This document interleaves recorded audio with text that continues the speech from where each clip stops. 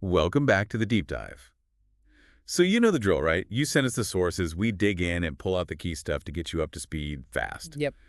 Today we're looking at something that, well, it can look like nothing much is happening in a fight. The clinch. Specifically in no-holds-barred fighting. Mm-hmm. And our main source here is Mark Hatmaker's book, The Clinch. That's right. And, when you think NHB submission wrestling, you usually picture the big KOs, the flashy submissions, the clinch. It kind of gets lost. Just looks like two guys hugging sometimes. Exactly, like a breather. But the source, Hatmaker, he really argues it's this grueling chess match. That's his phrase. Yeah, it's intense. He says strikes, takedowns, they're always right there, about to happen. And he even suggests that, watching how a fighter works the clinch, that tells you a lot about their overall game. It's fundamental, really. And the book points out, as these sports evolve, the clinch is just getting more and more critical. I mean, look at wrestling, right? Whole styles are built just around that kind of close-up fighting. So, yeah, our goal today is to shine a light on it. It's often overlooked. Right. So our mission for this deep dive is basically walk through the main clinch types you see and, what you can do offensively, defensively in each one. A quick guide to what's really going on in there. Yeah, think of it like that, a shortcut. Yeah. Now, Hatmaker does say, look, this is a huge topic. You could spend years on it. Oh, absolutely. Entire systems. So we're focusing on the big three he lays out. Mm-hmm. The head clinch, the Muay Thai tie-up. The plum blossom. That one. Then the collar and elbow clinch. And the really common with the over-under. Gotcha. So, okay, let's start with that first one, the head clinch. What's the main idea there? Okay, head clinch. Fundamentally, it's about controlling their head to set up strikes. Muay Thai staple, right? Right. The grip itself, hands clasped behind their head, palm to palm. Palm to palm, not fingers laced. Definitely not. He warns against that. Yeah. Too easy to injure your fingers if things get tangled or wrenched. Makes sense. Keep them separate. So you've got the grip. What's the offensive plan? You want to break their posture, basically. Squeeze your elbows in. Try to get one elbow or forearm kind of pushing forward ahead of the other. To tilt their head off center. Exactly. Canted their head. Then you pull their head down, but not like a slow drag. Short, sharp, jerky pulls. Okay, jerky motions. Why is that better? It just seems to break their posture more effectively. The goal is to get their forehead resting on your upper sternum, your upper chest area. Got it. Forehead on the chest. Then what?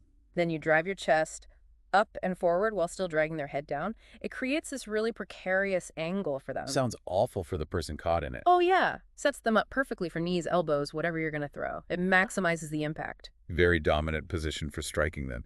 But the book says it's not the best for takedowns. That's right. It's primarily a striking control position. If you're thinking takedowns, you're probably looking at a different clinch. Okay, like maybe the next one. The collar and elbow. Yeah, let's talk about that one. Collar and elbow. More familiar territory maybe for wrestlers. Definitely. And the source mentions it's covered deep in their takedowns book, which makes sense. So for NHB, what's the quick take on it? Well, the grip is one hand on the back of their neck. The other controls their forearm. You can grip it over their arm and overhook or under it with a pinch. Okay. And its main use. Primarily setting up takedowns. That's its strength, like the other book details. But what about defending strikes in an NHB fight if someone starts throwing punches? Yeah, that's its weakness in this context. It tends to create a bit of space between you and your opponent. Space they can use to strike. Exactly. So defensively against strikes. Not your best bet usually. Okay, good to know. Are there any defensive tricks within the collar and elbow mentioned here? Like if you find yourself stuck in one? Yeah, a couple things. You can use head pressure, drive your head into theirs to try and knock them off balance. Use your head as a tool. Right. Or you can place your forehead on their shoulder. That can help defend against, say, headbutts if the rules allow those. Strategic head placement again. Okay. Let's move to number 3, the over-under clinch. The book calls this the most common one in NHB and submission grappling. Why is that? Several reasons. First, it's often where you end up naturally when someone shoots for a takedown and you defend it. It's kind of a default position sometimes. A fallback, yeah. Second, you're really close, chest to chest. That closeness makes it harder for either person to land clean, powerful strikes compared to the other clinches. Offers some built-in protection, then. Sort of, yeah. Is there? And third, well, some fighters use it strategically to catch a breather. especially later in a fight. Relatively safer, maybe? Exactly. It's still work, but maybe less immediately dangerous than being at striking range or in a bad head clinch. Okay, so how do you get this over-under grip? What are the details? All right, so you get an underhook on one of their arms. Let's say your right arm underhooks their left. Your palm goes on their shoulder blade. Now, usually you'll do the same on the other side. Mirroring each other. Yep. And a key point here, don't jam that underhook in too deep. If you overpenetrate, you're setting yourself up for them to use a whizzer on you. Ah, okay. Yeah. Keep it snug, but not too deep. What about the other arm? Your other arm, your left in this case, goes over their other arm. That's the overhook. You grip their triceps firmly. Underhook one side, overhook the other. Right. And you squeeze that arm.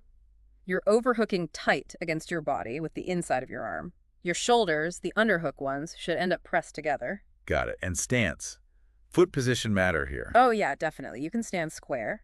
Or you can put your overhook side foot forward. Which is better? The book generally recommends having the overhook foot forward. Seems to be better, especially for defending strikes, which we'll get into. He advises against having that foot back. Overhook foot forward.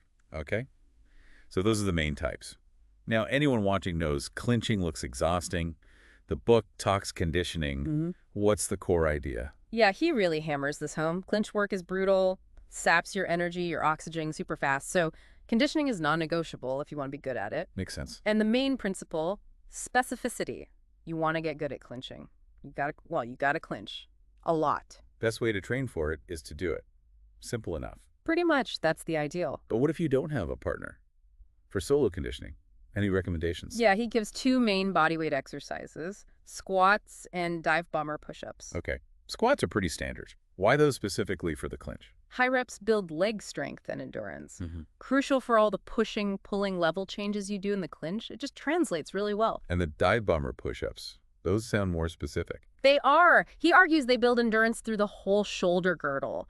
And the movement itself, that's sweeping down and arching up, then reversing, closely mimics the push-pull of over-under pummeling.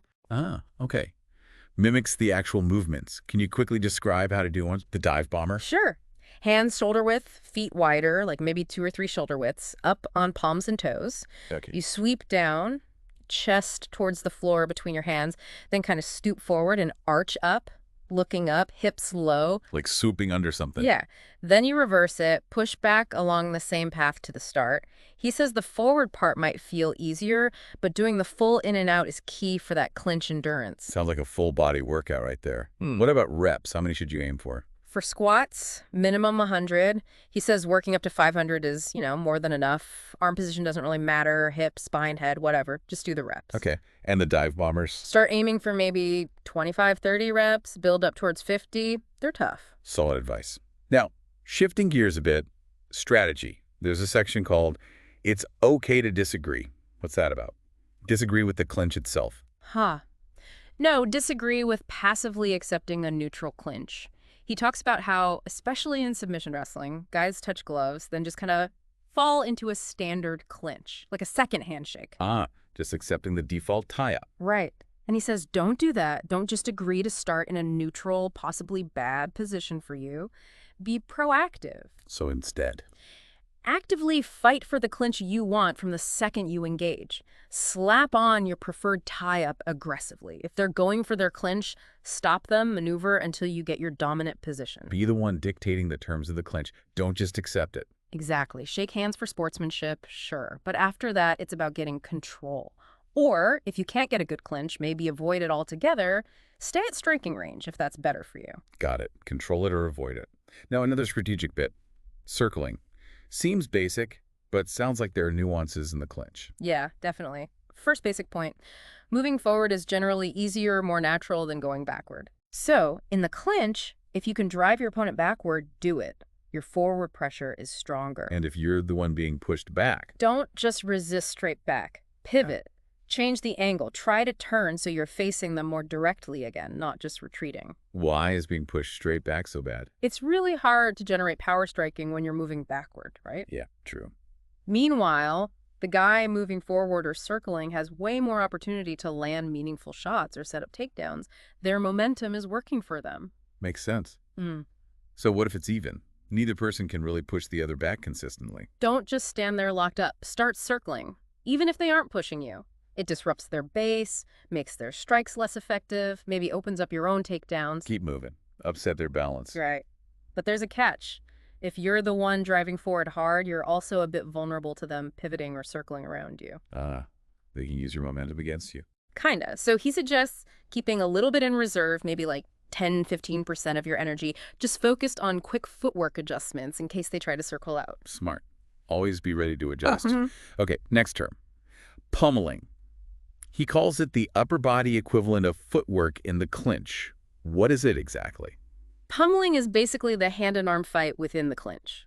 It's how you fight for a better grip, a more dominant position with your arms. So it's both offensive and defensive. Totally. Offense is you trying to get the better tie-up, like getting double underhooks. Defense is you stopping them from getting that dominant grip on you. Yeah. You're constantly pummeling back and forth. And the book says the skill set is basically the same for both offense and defense. How does that work? The movements, the techniques for swimming your arms inside or outside, they're the same. The difference is just timing and intention. Are you initiating to improve your spot or reacting to stop them? I see. And how should you train this? Just go hard? No. He recommends starting slow. Minimal resistance with your partner. Focus on the footwork, the body position, the grips, the circling while you're doing the hand movements. Technique over strength initially. Yeah. If you go too hard too soon, you just end up muscling it and forget the technique. Makes sense. Yeah. And how much training time should go into this? A lot. He really stresses this. A substantial amount. Because often you end up in the clinch when other stuff hasn't worked, right? Yeah, couldn't get the KO or the quick takedown. Exactly. So you're there. And often the person who wins the pummeling battle is the one who breaks the stalemate and gets the advantage. He mentions Greco guys pummeling for like an hour straight. Yeah, it really shows how critical it is at high levels. Okay, so can we get into some specific pummeling drills for the clinches we talked about, starting with the head clinch? Sure. For the head clinch, the main drill is called snaking. One person gets the head clinch. The other person snakes one hand at a time inside their partner's arms to grip the head themselves. Then they switch. One hand at a time. Why is that important? If you try to bring both hands inside at once, you leave your whole midsection wide open for knees. Very dangerous. Okay. Guard the center line. Yeah. So you drill leading with the right, then leading with the left. Yep. Do rounds leading with each hand, then maybe rounds alternating. Just getting that smooth, one at a time snaking motion down. Got it. What about pummeling in the collar and elbow? It's more about reacting, mirroring. Start in a neutral collar and elbow. If your partner takes their hand off your elbow to try and snake in for your neck. To get a head clinch. Right. Your immediate reaction is to do the same thing with your elbow hand. You mirror them. The result is you just end up back in collar and elbow, but with the hands switched. So you counter their attempt by mirroring it, maintaining the collar and elbow. Keeps it neutral-ish. Pretty much. Stops them from easily getting the more dominant head clinch. Okay. And the over-under, the most common one. What are the drills there? Right. He says definitely drill all clinches, but spend extra time on the over-under pummeling. You start in the standard over-under. Then one person tries to snake their overhook arm underneath the opponent's underhook arm, like you're trying to swim inside for a front body lock. Improving your position. Yeah. And as you do that, your partner does the exact same thing on the other side. So you flow back and forth, returning to the neutral over-under each time. A continuous flow of trying to get inside, basically. Any key points for that drill? Focus on shoulder position, head position, keeping your feet moving. Once that flow feels okay, then make it competitive. Try to actually get the locked hands body lock before your partner does. First one to lock hands wins the exchange. Exactly. And as it gets faster, more intense, he talks about gorilla thumping. Gorilla thumping, that sounds fun. It's basically forcefully bumping your underhook shoulder into theirs, trying to knock them off balance, create an opening while you're pummeling. Using those shoulders aggressively. Okay, so we've got the clinch types: conditioning, strategy, pummeling. Now let's talk about hitting people in the clinch, striking. The source mentions another book, Savage Strikes, for the full picture, but what does this book cover? Right, this focuses just on strikes you can throw while maintaining the clinch, not breaking away to strike. So assuming you're tied up, what can you do? Let's start with the head clinch again. Okay, head clinch striking, knees mostly, right? Knees are huge here, yeah. First up, the up knee. Tight head clinch, drop one leg back slightly, jerk their head down hard, drive the opposite knee straight up. Target, face, chin, throat. Nasty. High punch knee. Similar setup, but you drive the knee into the body and you really punch your hips forward as you connect. Adds power. Body shot. Is there a low version? Yeah, low punch knee. Same idea, but target the front of their thigh. Can really deaden a leg. Head, body, leg. Covers the bases. What about sequences? Skip knees. You throw multiple knees, boom, boom, boom, using alternating footwork. Step forward with the striking leg, skip the other foot up. Keeps the pressure on. Constant attack. Any other knee types? High round knee. This one uses the inside of your knee joint, not the point. You hop slightly, pivot, and drive it into their torso, side on. Like a roundhouse kick, but with the knee. Kinda, yeah. And there's a low round knee version targeting the outside of their thigh. And just like the straight knees, you can do skip round knee sequences too. Wow, a whole arsenal of knees from that one clinch. Anything else besides knees? Yep. Purring kick, use the inside arch of your foot for short, nasty kicks to their shins. Purring kick. Sounds gentle. Huh. Probably doesn't feel it. Then the chop kick, raise your knee out, use the back of your heel to chop down on the side of their leg, thigh, or knee, and heel stomps onto their toes, instep, ankle. Ouch. Sounds like you could practice those a lot. Definitely. He recommends drilling knees at all levels, combinations. Gives specific drills like a whole round of just skip knees, a round of skip round knees, rounds mixing them up. Really building that muscle memory. Okay, so that's offense. What if you're receiving the head clinch? How do you defend and escape? Priority number 1, get out, escape. He mentions snaking, like we talked about in Pummeling, as one way. Right, fight for hand position. Another specific escape is lift and duck under. Grab one of your elbows, lift it up high into the outside, and duck your head under their arm while you do it. Create space, dive under. Seems fundamental. What if you can't get out immediately? Any way to stall or defend while trapped? There's a technique called the head rest. He admits it's not ideal, kind of a stalling tactic, but it can buy time. How does it work? You snake one of your forearms over both of their arms near their elbows and try to rest your forehead on your own forearm. Before ending your own arm, okay. Yeah, lets you kind of ride their movements, use your head pressure a bit, and you can even try to jerk on their forearms with your headrest arm as they try to knee you, maybe disrupt their rhythm. A temporary shield while you look for a real escape. Got it. Let's move to collar and elbow striking. It's more neutral, so maybe fewer options. Fewer dominant options, maybe, but still stuff you can do. He mentions poppers, short, sharp forearm shots from your head control arm. Target the ear, jaw, side of the neck. Poppers. Sounds quick. Yeah, just pop them. Can set up takedowns or just rough them up.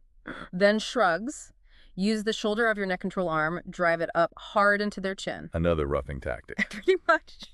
He generally advises, though, because you're a bit exposed in collar and elbow, either get out after striking or transition to a better clinch. Don't hang out there trading shots. Okay. Makes sense.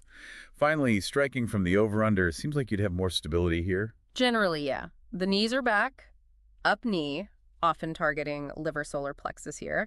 High punch knee, low punch knee, similar ideas as from the head clinch. Okay. There's also a high point knee. Use the point of your overhook side knee, drive it up high, over their underhook arm, aiming for the face or head. Ooh, tricky angle.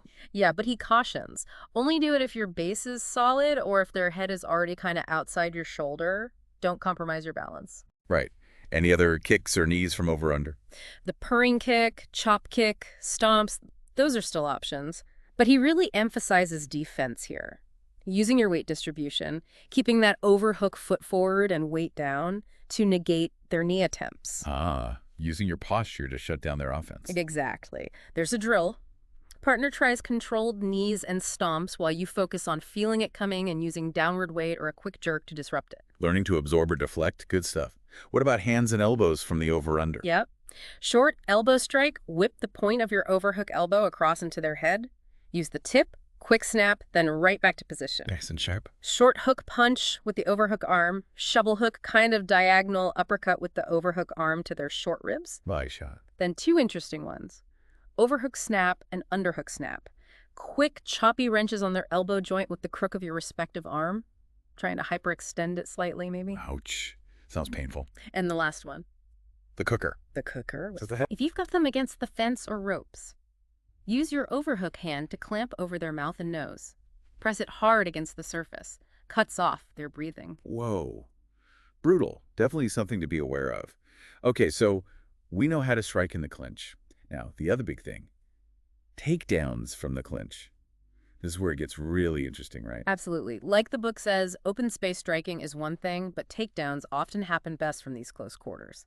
Let's start back with the head clinch. Not many takedowns from there, you said. Right. He mentions really only one main high percentage one. What is it? Called the rollout. You've got the tight head clinch. To take them down to your left, you step back with your left foot, pivot on your right. As you pivot, use those tight forearms to crank their head towards their left shoulder and bend hard at your waist. Using the head control to steer them down. Exactly. A combination of the pivot, the head crank, the waist bend brings them down. Then you can follow up kicks if allowed, get pop control, or just disengage. Simple, effective, uses the position. Okay. Collar and elbow takedowns. Sounds like there are tons. Yeah, huge variety, mostly covered in that other book, Takedowns. But he highlights some key concepts and examples relevant here. First, the idea of closed leg diving Closed leg diving. means dropping directly onto a leg from the clinch. No big wrestling shot. Lead with your shoulder, drive into their leg. Okay. Direct attack. And the other concept. Freezing the leg. This is a specific grip. You aggressively overhook their knee with the crook of your arm, like a missed punch that wraps around. Pinch it between your next shoulder, simultaneously slap or grab their ankle with your other hand. Knee and ankle control. Crucial. He says avoid just 2 hands on the knee or 2 on the ankle. Knee-ankle grip is way better control, stops them countering easily. Got it. So specific takedowns using these ideas. Okay, pull and dive. Pull their neck hard, push their elbow up, drop your opposite shoulder to their knee, freeze the leg, knee-ankle grip, pivot behind, drive. Pull, push, drop, freeze, drive. Lots of steps. It flows, though. Then, pull and Navy drop. Similar start, but instead of going behind, you underhook their other leg behind their knee and drive through when they step forward to catch themselves. Use their balancing step against them. Right.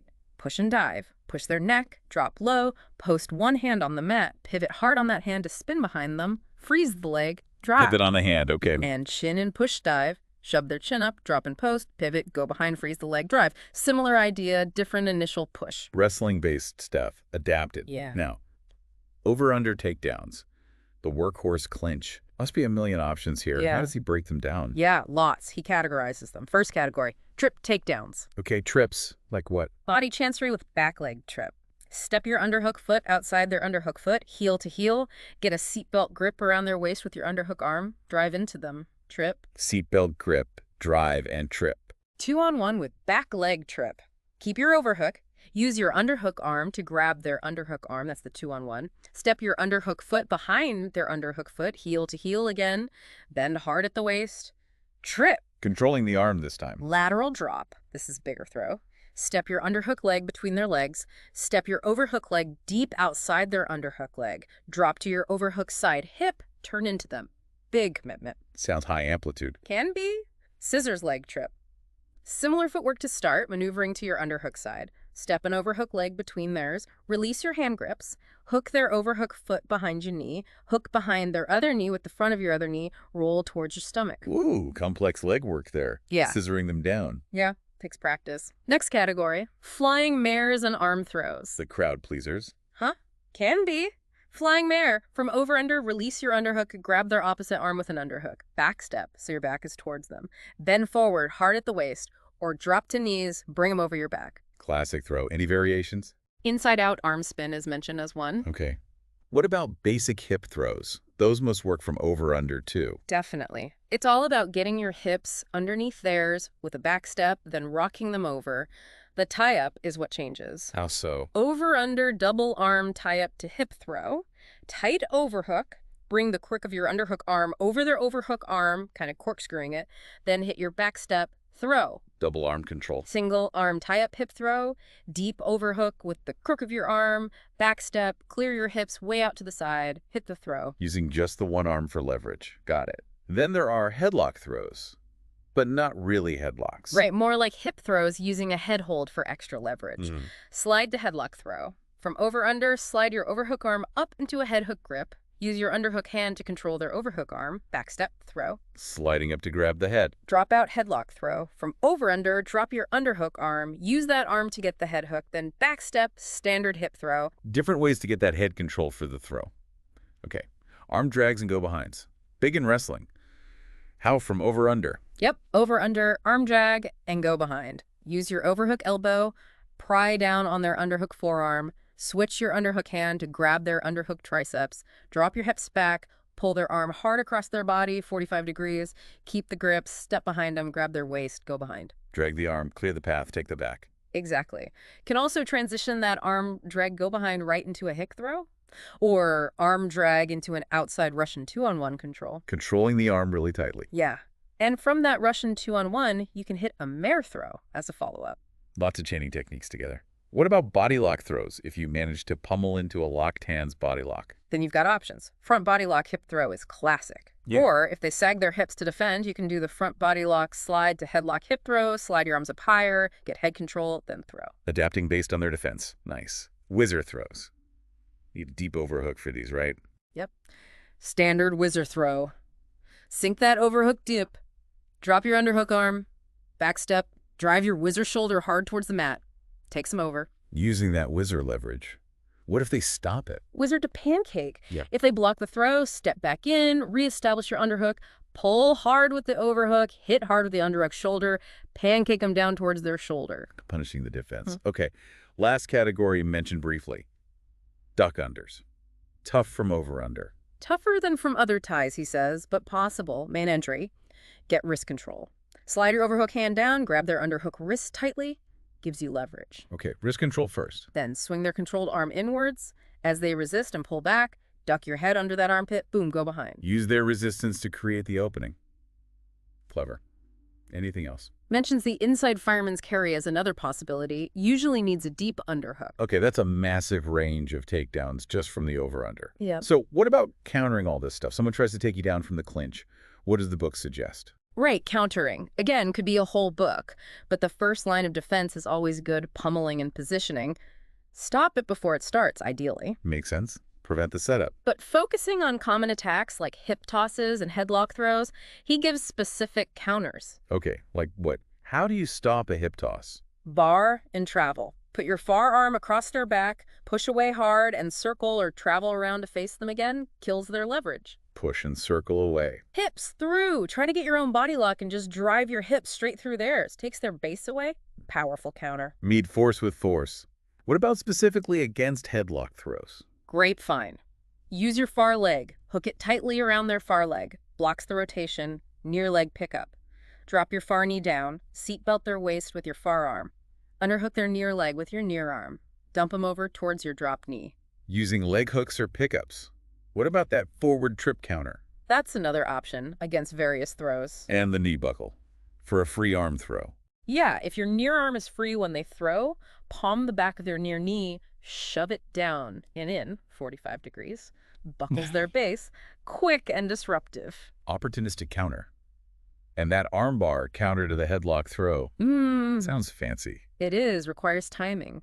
As they throw you, drive your outside shoulder down between their legs, using their momentum. Bring your near shin across their belly. As you land, trap their head with your far leg, extend for a short arm bar. Whoa! Turn defense into offense right on the way down. High level. What about countering the go-behind if they do get your back with a body lock? Still options. Single arm hip throw. Hug one of their arms super tight to your body. Clear your hips. Hit your own hip throw. Use their arm against them. Double wrist lock throw. Get a double wrist lock Kimura grip on one of their arms while they're behind you. Clear hips, hip throw. Can even finish the submission from there. Reversing from a bad spot. Good counters.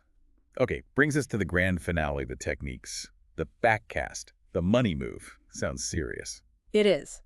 Backcast, suplex, German suplex. That high-arching, bone-jarring throw. But he warns. No lazy, flat-backed versions. Those just give your opponent top position. You need the arch. Like Dan Severn used to do. Exactly. Perfect example is in that Severn versus Macias fight he mentions. High arch is everything. If you're not going to learn the arch properly, don't even try it. Faith in the arch. How do you build that? 6 steps he outlines. Neck bridge first. Then hand bridge. Gymnastics bridge. Wall walking hands down a wall into a bridge. Partner bridge drops for control. Falling into a controlled hand bridge. And finally, falling to a neck bridge dangerous needs mastery of the others and safety measures. Serious prep work. Build strength, flexibility, confidence. What's the next key concept before throwing? The backcast shelf. Simple idea. If you can't put it on a shelf, don't backcast. Shelf, meaning? Meaning you need to be able to comfortably lift your opponent onto your hips lower than theirs in a static position, holding them there with the body lock without much effort. If you can shelve them like that, you're ready to arch. Okay, load them onto the hips first, then commit to the arch. What are the main backcast variations? Standard back cast from a front body lock, rear back cast from a rear body lock, Front and back. arm drag to go behind to rear back cast, nice combo, front back cast from double underhooks, arm included front back cast trapping one of their arms, single arm and waist hold front back cast if you can't clasp hands, figure 4 stopper back cast uses a specific grip, and the side cast kind of rotate as you throw. Lots of ways to get into it. Can it be used as a counter? Yep. Front back cast as a counter if they try to body lock you. And as a combo if your headlock hip throw gets stuffed. Versatile. Okay, how do you stop someone from backcasting you, besides not letting them get the shelf? Right, blocking the shelf is key. Uh-huh. Hip sag, drop your hips way down and away. Head shove palm straight into their face. Chin ideally, push up and away. Create separation. Inside hook, outside hook, grapevine their legs. Inside or outside makes it impossible to lift. Deny the lift to create space. What about counters specifically to the rear backcast? They already have the body lock behind you. Faster reactions needed here. Slap and block. Immediately bend forward hard. Slap both palms on the mat. Grab one of their ankles, inside or outside, to block the lift. Base out, grab an ankle. Slap and rolling leg bar. Slap the mat, drive one leg high between theirs. Underhook their opposite leg from between their legs. Roll over your shoulder, look the other way. Squeeze knees, hips over their knee. Tombstone grip their heel, arch for the tap. Whoa, complex counter submission. High-level stuff. Yeah. Can also use inside-outside leg hooks from the rear to stop the initial lift. Maybe use that hook to help you slap the mat. Got it. And he distinguishes these from bear hug counters. Yeah, different attack, different defense. Backcast needs faster, more ballistic reactions. Bear hug might be more of a grind. Right. Well, that was an incredibly thorough look at the clinch. From the basic types to conditioning, strategy, striking, takedowns, counters, and that big backcast finish. We really covered the gamut based on the source. Head clinch, collar and elbow, over-under. Conditioning like squats, dive bombers. Strategy like disagreeing with bad positions, circling, pummeling. Yeah, all the striking options, knees, elbows, poppers, stomps, and a huge list of takedowns, trips, mares, hip throws, headlocks, drags, body locks, whizzers, duck unders. Plus the counters to those takedowns. And finally, yeah, the whole breakdown of backcast, the arch, the shelf, variations, and his own set of counters. It really drives home the point, doesn't it? The clinch isn't just a pause. It's this whole intricate world of fighting happening in close quarters. Hopefully listeners now see way more going on when fighters tie up. Absolutely. It makes you wonder, doesn't it? Thinking about this deep strategy hidden in what looks like just hugging. What other seemingly simple things, maybe even outside fighting, have these hidden layers of sophistication and control if you just look closer? That's a great question to chew on. A provocative thought indeed. Where else are we missing the clinch game? Something to think about. And if people want to dig deeper into this clinch game, Hatmaker's book, The Clinch, is the place to start, and he usually lists other resources, websites, his other books, and videos too. Good stuff. Plenty to explore for those interested. Thanks for breaking all that down. My pleasure. Always interesting to dive deep. Until next time.